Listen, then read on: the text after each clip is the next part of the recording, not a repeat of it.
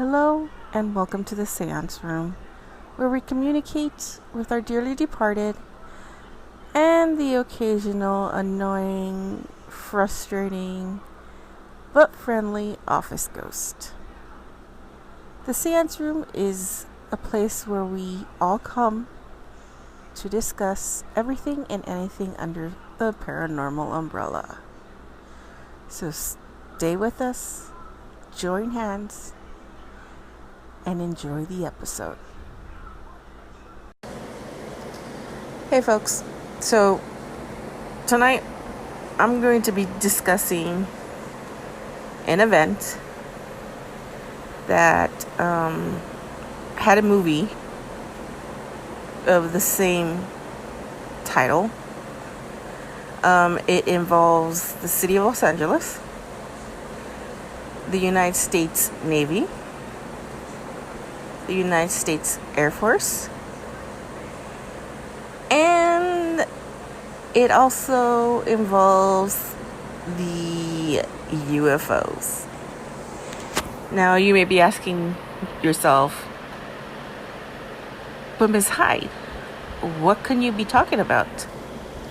Well, I am talking about the Battle of Los Angeles, or as it's known as the Great Los Angeles Air Raid. So this event took place February 24th into the morning of February 25th, 1942. And it took place over the city of Los Angeles. Okay?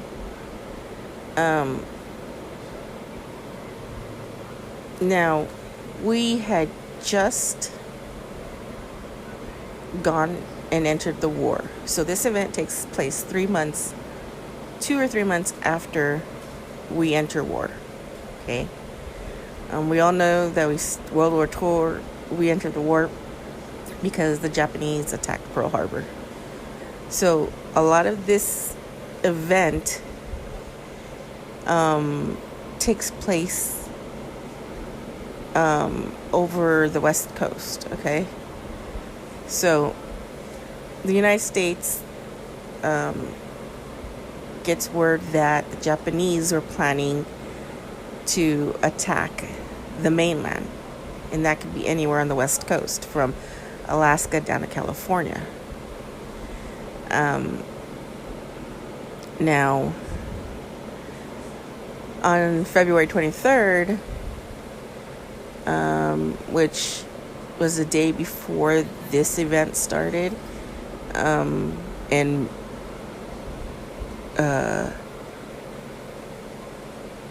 there was a bombardment of Elwood near Santa Barbara. Okay, so you have the attack of Pearl Harbor in December, and then in February 23rd you have a bombardment near Santa Barbara, and then you have supposedly rumored air attacks, air raids on the West Coast. Okay, so keep this all in mind. Okay, so you got the U.S. Navy involved, you got the U.S. Air Force involved, you have the city of Los Angeles involved, but you also have Juneau, Alaska involved, Seattle, Washington involved.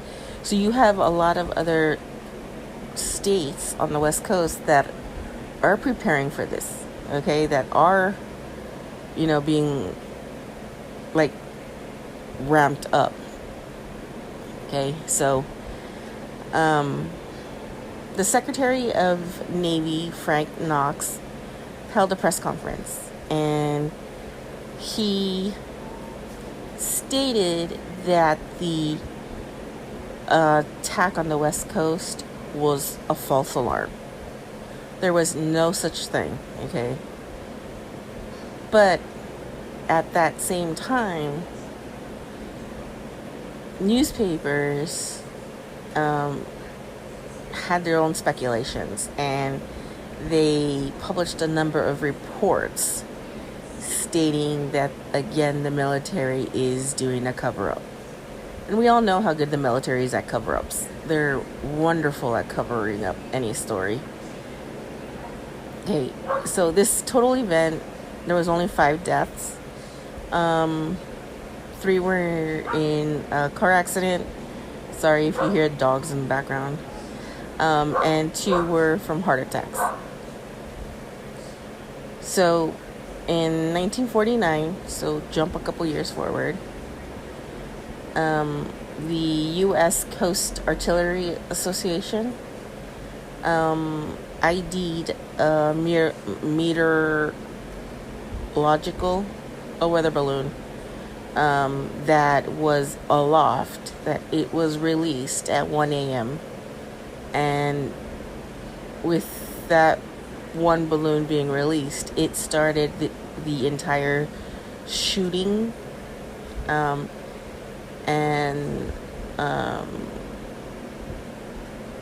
With that being started, imaginations started to go crazy. Now, skip another 40 some years to 1983. The Office of the U.S. Air Force History state that this entire event was caused by war nerves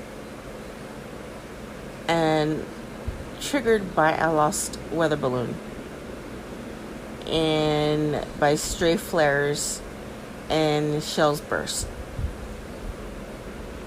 So, a lost weather balloon, stray flares, and shells being burst.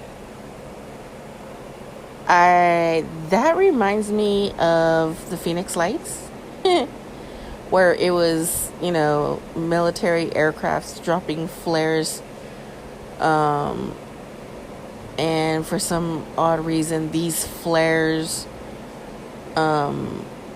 were all stationary. And we all know flares fall at different speeds, and they go out after a couple minutes. So this is why the newspaper would be saying it's a cover-up. Something else is going on. So Pearl Harbor gets attacked on December 7th, 41. Okay, we go to war next day. You have public outrage, and you have paranoia across the country.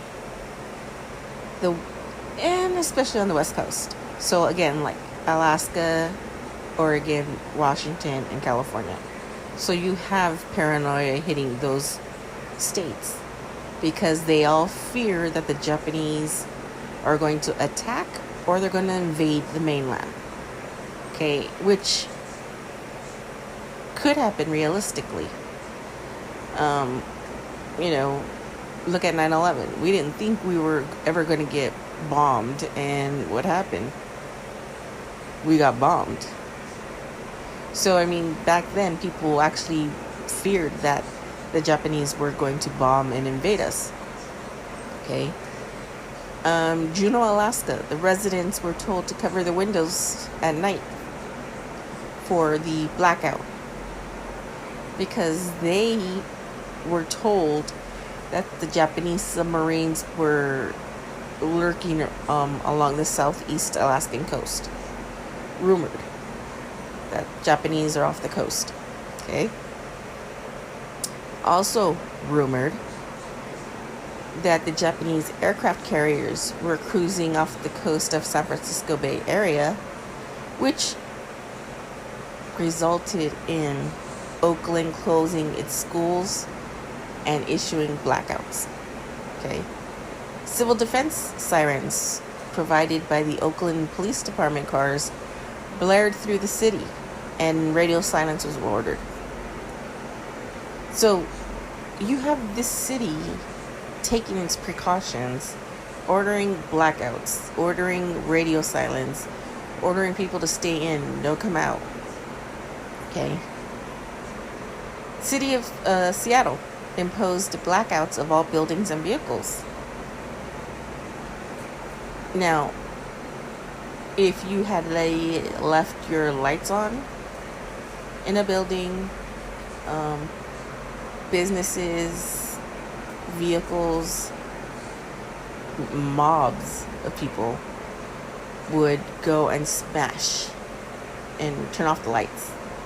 Okay, so people took this serious. Now, people even took it more serious when rumor, I'm using air quotes, started to fly that 500 U.S. Army troops had moved to the Walt Disney Studios in Burbank. Now, remember I told you, Van Nuys had a whole bunch of those air sirens, posts, and horns and all that stuff? You can still find a couple of those in Burbank. So keep that in mind. And that the Army was there to defend the Hollywood facility against enemy sabotage and air attacks. So all these rumors are starting to trigger all these events up the West Coast. And people are getting paranoid, people are getting antsy, people are scared, because they're believing these rumors. Now, the U.S. began to mobilize for the war. Anti-aircraft guns were installed, bunkers were built, air raid precautions were drilled into the population all over the country. Okay. Now, contributing to the paranoia, many American merchant ships were indeed attacked by the Japanese submarines off the West Coast, especially from half of December of 41 through February of 42. The SS Airwald, I don't know, I'm butcher that, escaped the attack. SS Mido, it sank. The SS Samoa escaped. SS Larry Doheny sank. The SS Dorothy Phillips damaged. The SS HM Story escaped but then later sank.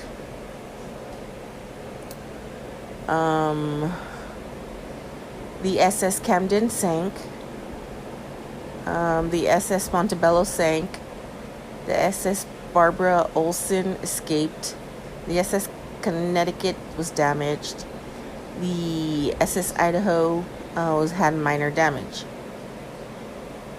Now, as the hysteria continued to mount on the February 23rd, at 7:15 p.m., during one of President Roosevelt's fireside chats with the Japanese submarine, the I-17 surfaced near Santa Barbara and shelled the Elwood oil field in Goleta.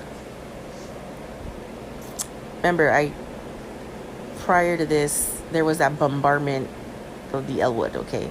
So this was it. Although the damage was minimal, like $5,000 in property damage, which was like about $7,900 in 2019. But it had no injuries, okay? Now, the attack had a profound effect on the public imagination, okay? West Coast residents started to believe that the Japanese could storm their beaches at any moment. Now, less than 4 months later, Japanese forces bombed Dutch Harbor in Alaska and landed troops in the Aleutian Islands of Alaska, okay? So, people are starting to believe this stuff, and like, see, this is happening in Alaska, it's happening in Santa Barbara, it's going to happen. Okay, so all this is being fed in to the people's mind. Now the alarms are raised. Now on February 24th 1942, the U.S. Naval Intelligence issued a warning that an attack on mainland California could be expected within the next 10 hours. So they're telling people we're going to get hit in the next 10 hours. Okay. Now, that evening, many flares and blinking lights were reported from the vicinity of defense plants. Okay. Now, an alert was called at 7:18 and lifted at 10:23 p.m. Okay. They renewed the activity, began early in the morning on the 25th of February. Okay. Now, at 2:25 in the morning, air raid sirens sounded all throughout LA County. Now, if you don't know, California, Los Angeles County is massive. Okay. Just the city of LA has like 4.5 million people. That's just LA. Now, include the entire county. That's huge. Okay? So keep that in mind. Now, a total blackout was ordered, and thousands of air raid wardens were summoned to their position. Okay? So they're calling it. They're like, we're going to get attacked. Okay? So at 3:16 in the morning, the 37th Coast Artillery Brigade began firing .50 caliber machine guns and 12.8 pound anti-aircraft shells into the air at a reported aircraft. Right? So they don't know what it is, but hell with it. We're going to start firing at it. Now, pilots of the 4th Interceptor Command were alerted, but their aircraft remained grounded. So they were giving the heads up, but they weren't giving clearance to go, which is weird. You have ground crews shooting at an aircraft, but you're not going to have your aircraft crew leave. I don't know. To me, that's weird. Okay, now the artillery fire continued sporadically until about 4:15 in the morning. Okay, the all clear, in air quotes, was sounded, and the blackout order was lifted at 7:21 in the morning. Okay.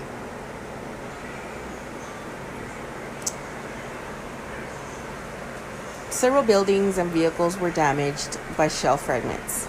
5 civilians died, like I mentioned before. Indirect result of the anti-aircraft fire. Again, 3 were killed in car accidents, which ensuing chaos. 2 of heart attacks attributed to the stress of the hour-long action. The incident was the front page news along the Pacific coast and across the nation. So you have all these people there. I mean, to be honest, if you only had 2 people die of heart attacks due to stress and stuff going on, there has to be more people. There would have had to be more people frightened, more people. There, like 5 total. Come on. To me, it sounds like they're covering up more incidents. I don't know. Okay, now the press.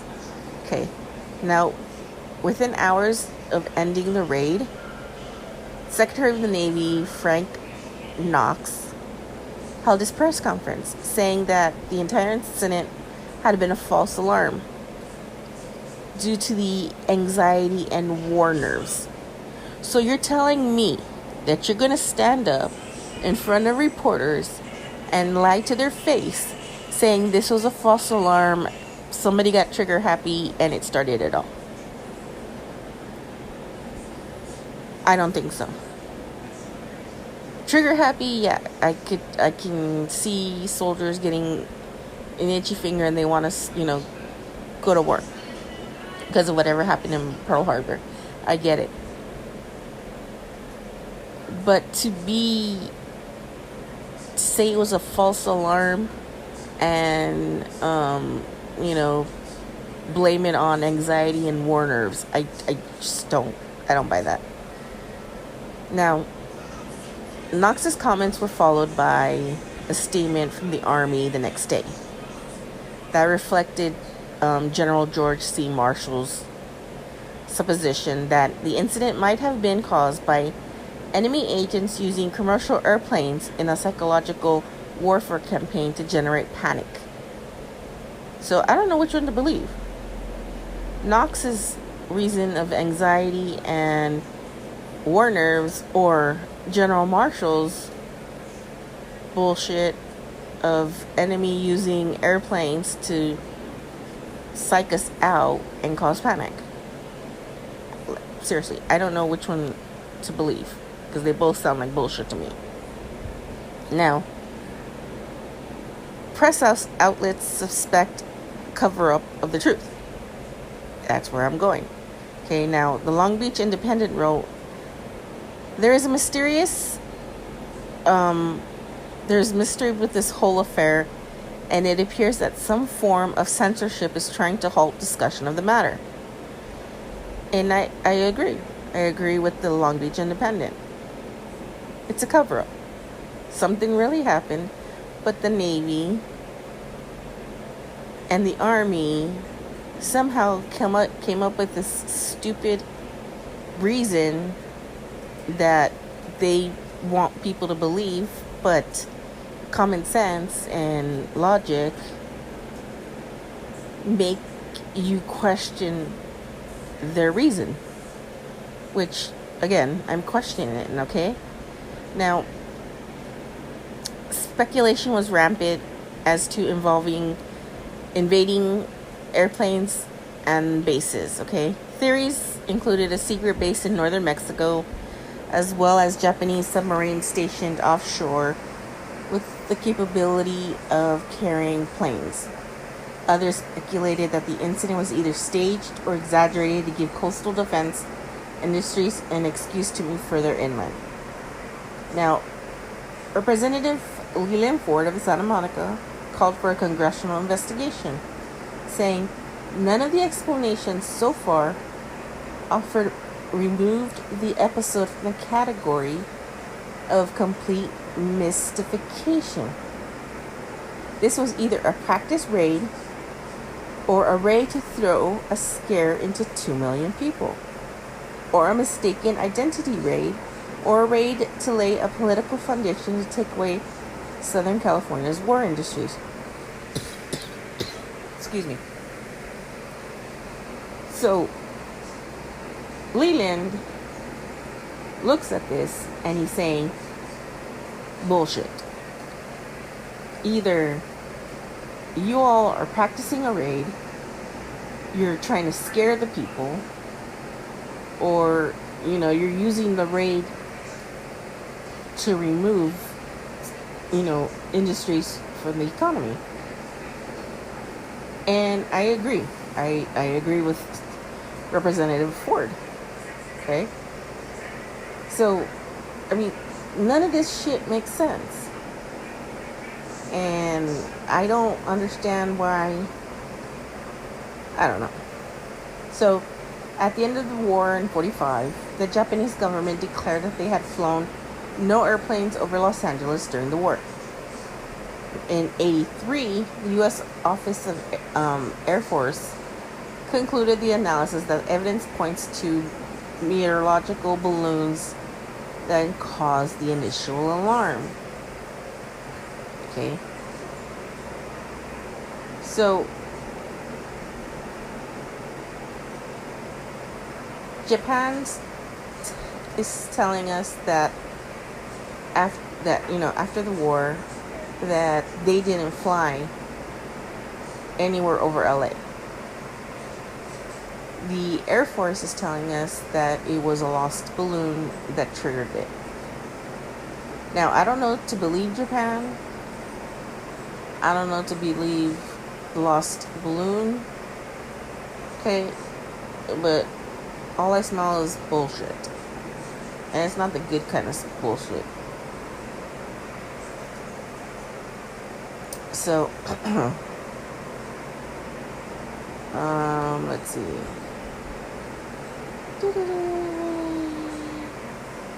Alright, so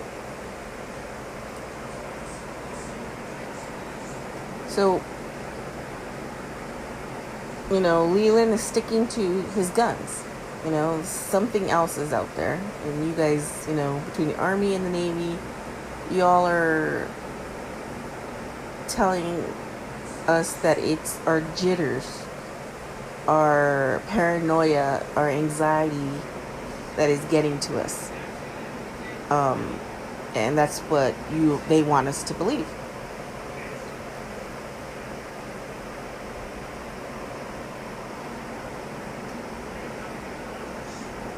Now, there was a photo published in the Los Angeles Times on February 26, 1942, that featured a UFO conspiracy theories as evidence of the extraterrestrial visitation.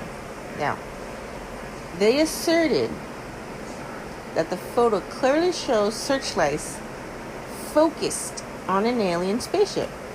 However, the photo seemed to be heavily modified by photo retouching prior to the publication. Now, if you Google it, you'll find a couple images stating, searchlights and looking at the sky, okay?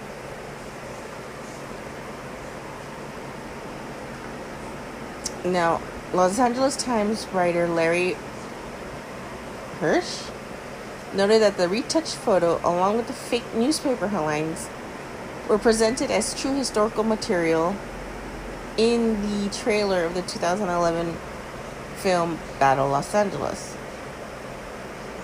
Now, if the publicity campaign wanted to establish UFO research as nothing but lies and fakery, it couldn't have done a better job.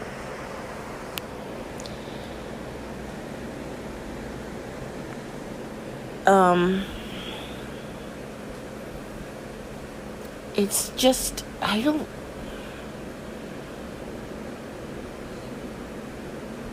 Okay, and hold up. I'm trying to speed read here. Now, so, like I said, at the end of the war, the Japanese stated that they didn't send any planes over the area.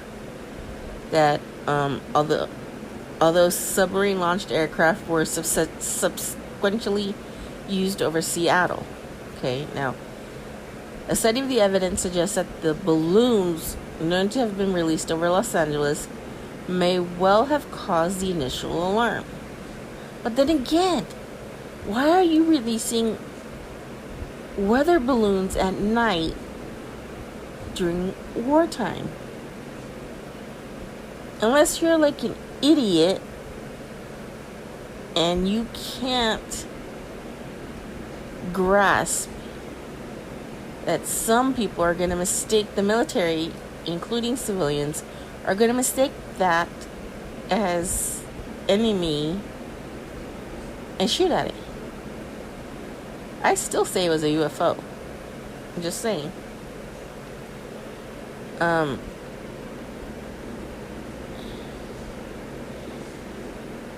Now, a careful study of the evidence suggests that the balloons known to be released over LA may well have caused the alarm. Now, the theory is supported by the fact that anti-craft artillery units were officially criticized for having wasted ammunition on targets which moved too slow to have been planes. Now, after firing started, careful observation was difficult because of the drifting smoke from the shellburst. Now, the acting commander of the anti-craft artillery brigade in the area testified that he had first been convinced that he had seen 15 planes in the air, but he had quickly decided that he was seeing smoke. Okay. You claim to see 15 planes, but then you change your story, or you change your mind and it was just smoke. Something made you think there were planes. So something about that smoke made you think there were planes. Which, I don't know how you get planes out of smoke. But I think this dude was smoking crack. Now, competent correspondents like Ernie Pyle and Bill Henry witnessed the shooting. Okay, they were there. They saw it, and wrote they were never able to make out an airplane. It is hard to see in any event what the enemy purpose would have served by an attack in which no bombs were dropped, unless perhaps Mr. Stimson suggested the purpose had been reconnaissance. So if two people cannot make out an airplane, but yet you have somebody saying that they seen 15 airplanes, you have two people saying we can't even make out an airplane.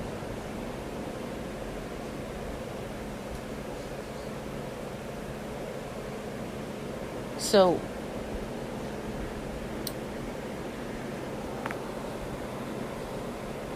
a lot of people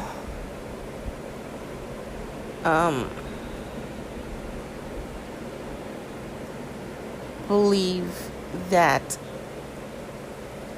it wasn't in a weather balloon, that the military, a lot of the soldiers saw a UFO in the sky, and that started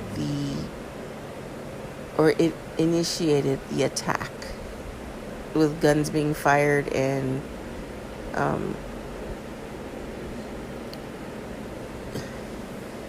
at this unidentified flying object. Okay, now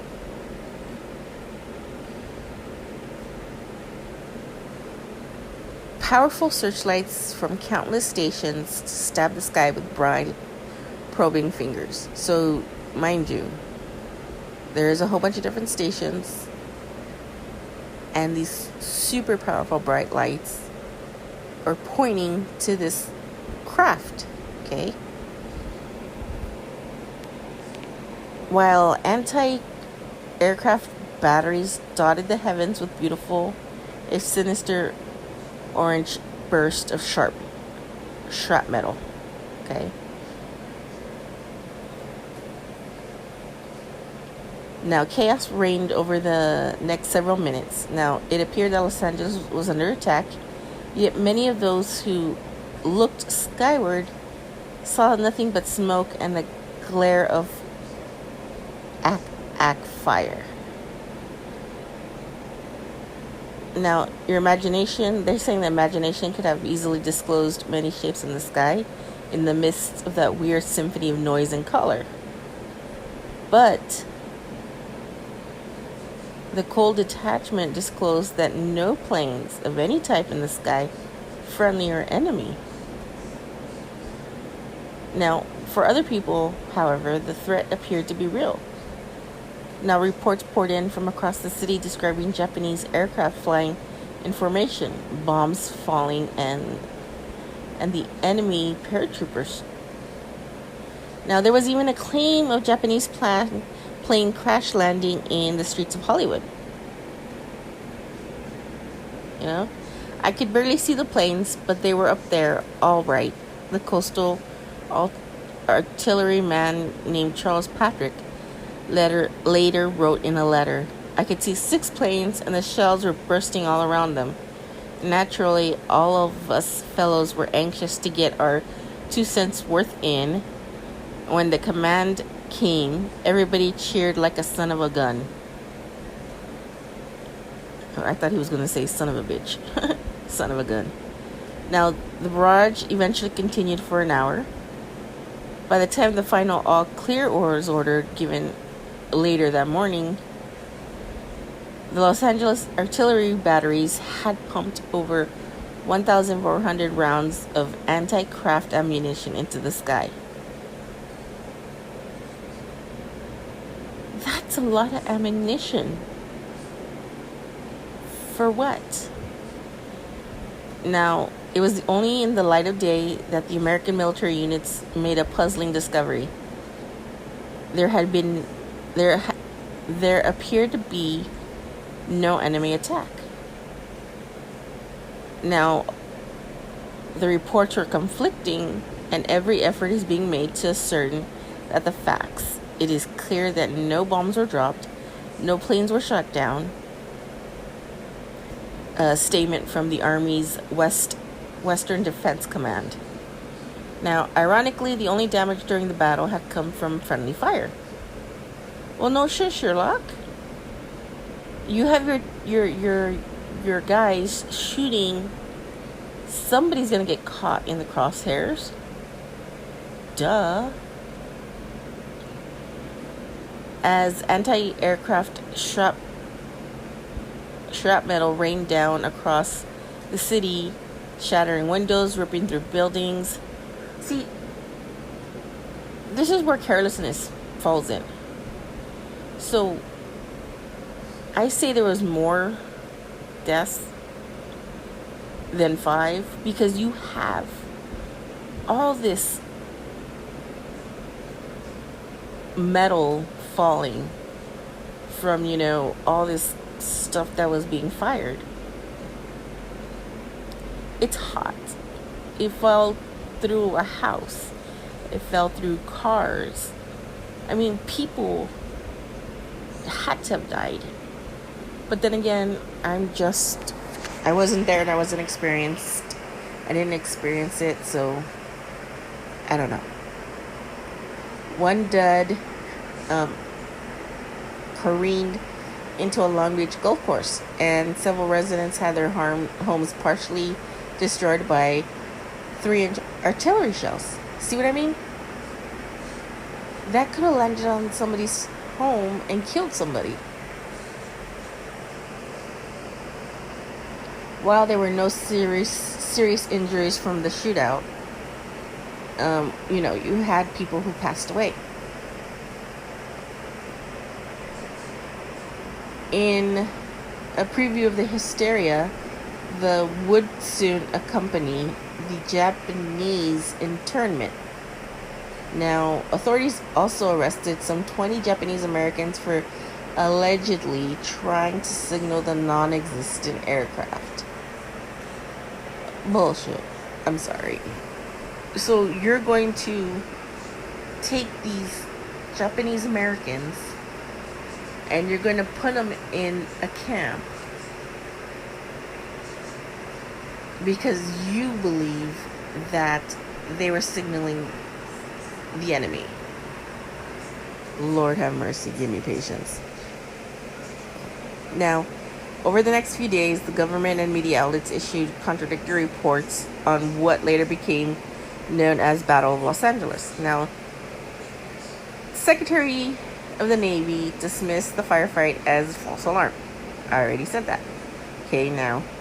But the Secretary of War, Henry Stimson, echoed Army's brass in saying that at least 15 planes had buzzed the city. False alarm or 15 planes.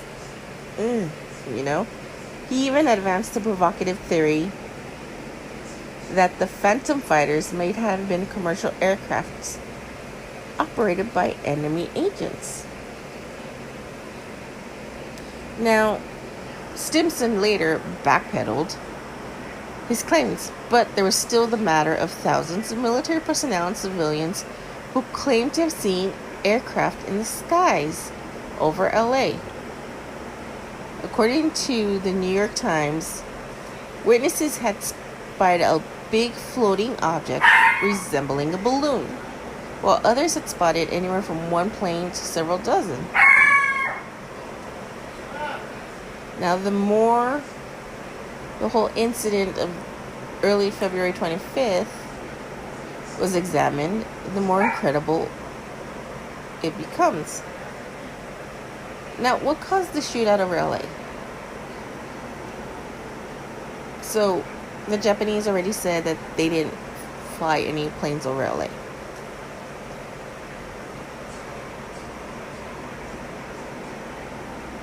Now, a more logical explanation for the firefight is that the trigger-happy servicemen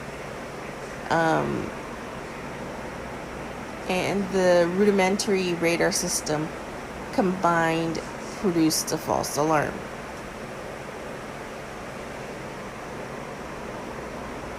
I still don't understand how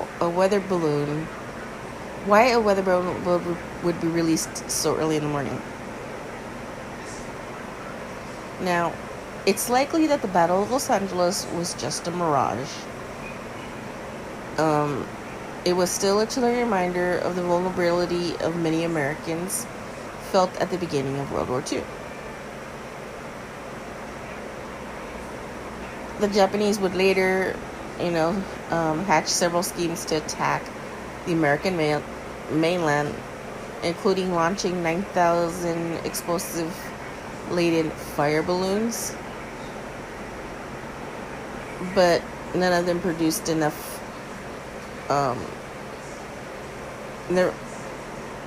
None of them produced enough level of mass hysteria as the phantom shootout over LA.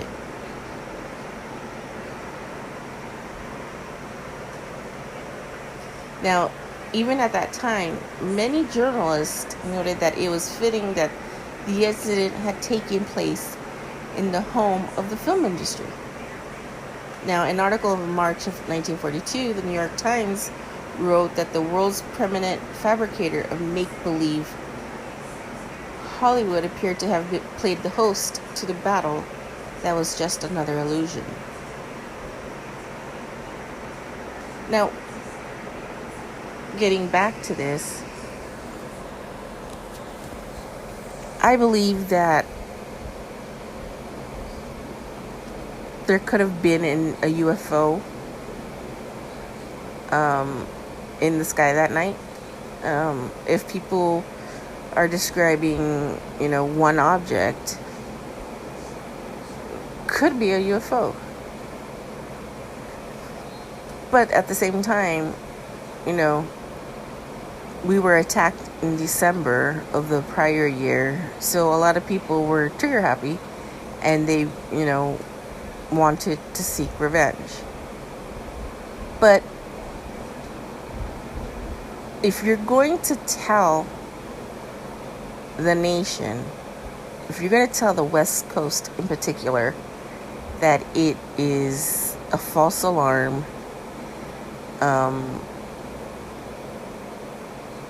the Navy and the Air Force should have got the stories together and not give two different stories, because that also leads to confusion.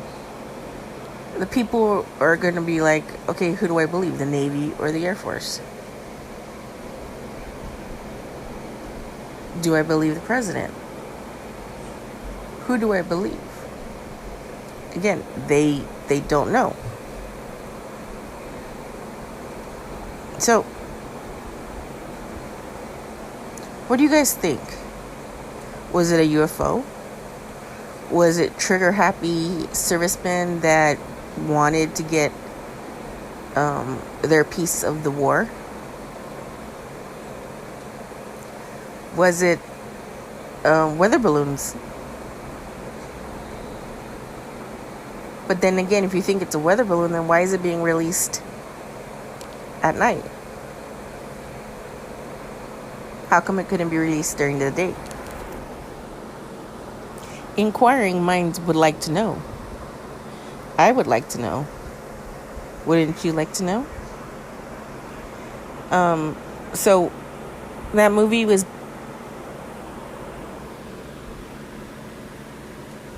loosely based on this event that happened in February of 42.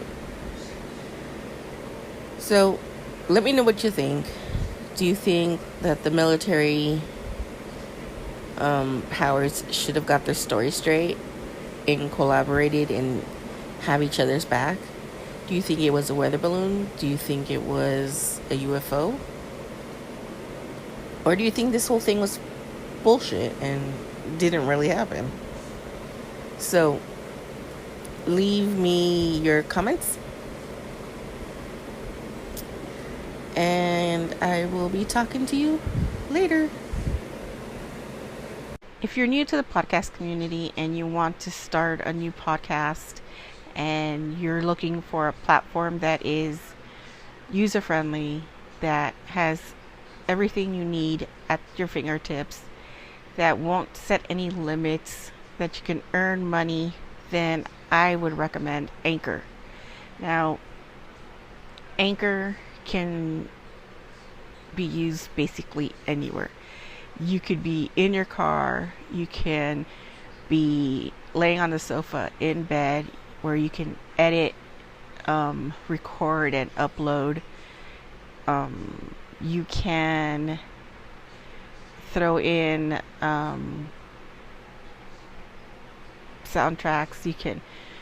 Everything is there for you. Now, I use it because it's user friendly, and it is free, and I find it really easy to navigate without it being very confusing. Now, most platforms, before you can even try it out, you need to sign up and pick a plan. I like Anchor because I don't have to go through any of that. So I recommend it. Now, if you really want to get into it, I recommend you going to your website, anchor.fm, and signing up, or you can download anchor.fm from the Google Store, iTunes, and give it a try. So don't forget to go to anchor.fm, sign up, and I'll see you all in podcast community. Have you ever wanted a podcast that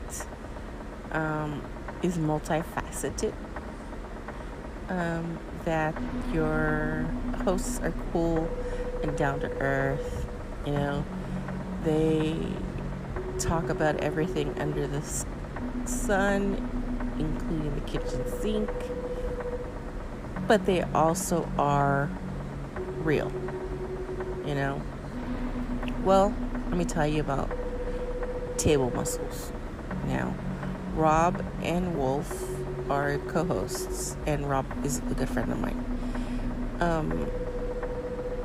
They have a really cool podcast that, like I said, covers everything.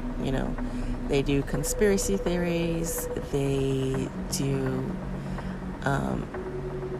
shout outs, they support an organization or an awareness for the month.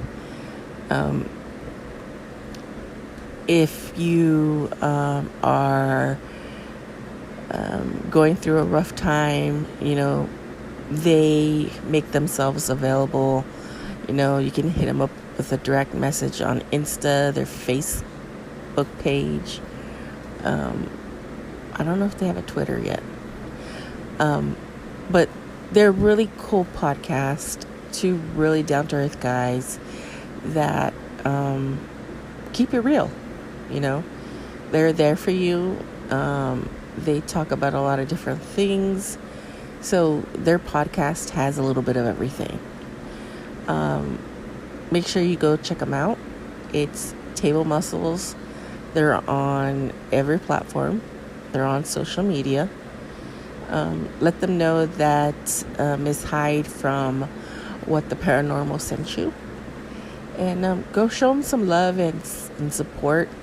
They're fairly new, but, let's show our support. And they have a little bit of everything, so, they may have topics that you really enjoy. So go take a listen and see what they have. Don't forget, they're called Table Muscles, and they're on social media, and they are on all the podcast platforms. And don't forget to tell them that Miss Hyde from What the Paranormal sent you over.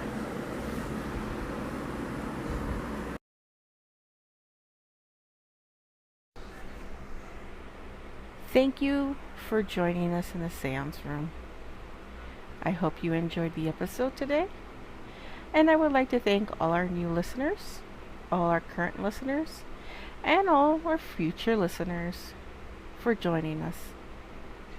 With that being said, please like, share, and subscribe our podcast. We are on all platforms from Apple to Spotify to Castbox, soon to be iHeartRadio.